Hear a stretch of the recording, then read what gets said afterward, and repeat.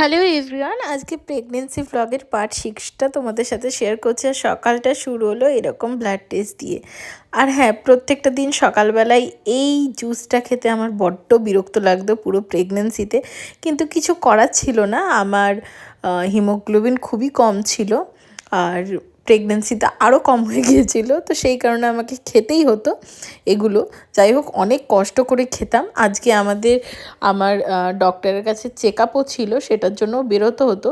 যাই হোক, সকাল সকাল এই সব কিছু কমপ্লিট করে খাওয়া দাওয়া, আর তখন আমি দেখতাম মুখে প্রচুর পরিমাণে পিগমেন্টেশন হয়ে যেত আর ব্ল্যাক স্পটও হয়ে যেত, কিন্তু কিছু করার ছিল না। যাই হোক, আমি রেডি হয়ে বেরিয়ে পড়েছি আজকেও সেই হসপিটালে যাওয়ার জন্য, ডক্টরের কাছে। বারবার করে জানি না কেন সেটা আমার হসপিটালই বেরিয়ে যায়। যাই হোক, খুব খুশি ছিলাম। আর সবথেকে বেশি আমার ভালো লাগতো যে সেখানে গিয়ে আমি বেবিটাকে দেখতে পেতাম। যাই হোক, সেদিন সেখান থেকে বেরিয়ে আর কোনো রকম ভিডিও করিনি। আর বাড়িতে এসে এখানে আমি কি বলছিলাম সেটা জানি না, ভয়েসটা কেটে গেছে। আর আজকে বানাতাম মাটন। আমি পুরো প্রেগনেন্সি জুড়ে প্রচুর মাটন খেয়েছি।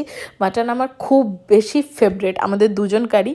তাই আমি প্রত্যেকটা উইকে মাটন খেতাম। আর একমাত্র মাটন যেদিন খেতাম সেদিনে আমি ভালো ভাত খেতে পারতাম, কারণ আমি প্রেগনেন্সিতে আমি এমনিতেই ভাত পছন্দ করি না, প্রেগনেন্সিতে আরও খেতাম না। চিকেনটা আমার একটুখানিও ভালো লাগতো না।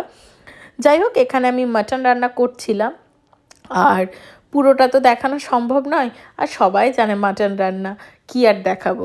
যাই হোক, আমি মাটনে একটা গোটা রসুন দিই আর ঘি দিই, সেজন্য দারুণ হয় খেতে। আর এখানে তোমাদের একটুখানি দেখাচ্ছিলাম।